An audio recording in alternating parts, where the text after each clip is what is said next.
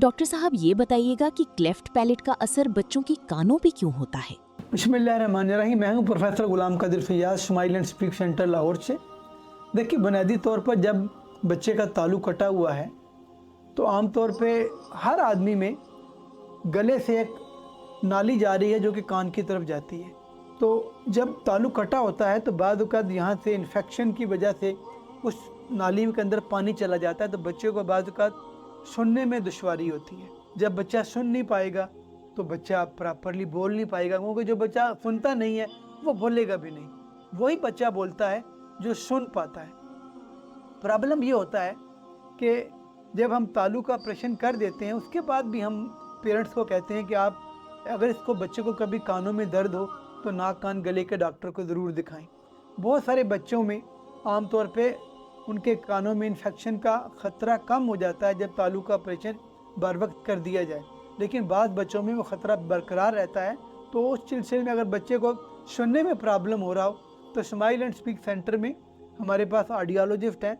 वो बच्चे के कान सुनने की सलाहियत को जज करते हैं और गाइड करते हैं, और अगर कोई ईएनटी का मसला है तो हम ईएनटी के डॉक्टर के पास भिजवाते हैं ताकि वो देखने के बाद कोई दवाई तजवीज़ करें। और अगर बच्चे के सुनने की सलाहियत में कमी है तो फिर हम देखते हैं कि क्या इसको हीयरिंग एड की ज़रूरत है। अगर हीयरिंग एड की ज़रूरत है तो हीयरिंग एड बच्चे को लगने के बाद बच्चे के सुनने में बहुत ज़्यादा नुमायाँ बेहतरी हो जाती है, और जब सुनने में बेहतरी होगी तो बच्चा बोलने की कोशिश भी करेगा। सिर्फ बुनियादी बात यह है कि आप बच्चे के साथ बैठें और बच्चे के साथ बातें करें और बच्चे को बोलने पे मजबूर करें।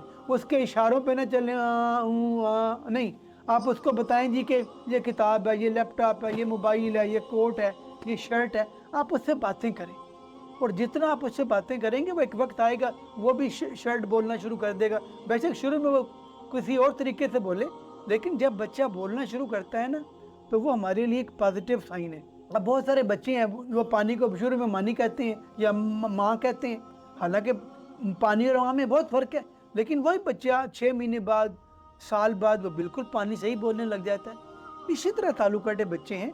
अगर बच्चा शुरू में किसी लफ्ज़ को गलत भी बोल रहा है तो वो उस बच्चे से बहुत बेहतर है कि जो सिर्फ इशारों पे चलता वो कोई बात नहीं करता। जो बच्चा गलत बोल रहा है उसको ठीक करना निस्बतन आसान है, लेकिन एक बच्चा अगर बोल ही नहीं रहा उसमें तो हम कुछ नहीं कर सकते। तो बुनियादी बात यह कि अगर वालिदैन बच्चे के साथ बैठे हुए हैं और उससे बातें करें, जब आप बातें करेंगे तो बच्चा भी रिस्पॉन्ड करेगा वो, और बच्चा जब बोलना शुरू करता है फिर आप देख लें कि बाबा सही बोलता है, काका सही बोलता है, फुप्पो सही बोलता है, दादा सही बोलता है। ये पॉजिटिव साइन है, क्योंकि ये सारे ताल्लुक़ के लफ्ज़ हैं।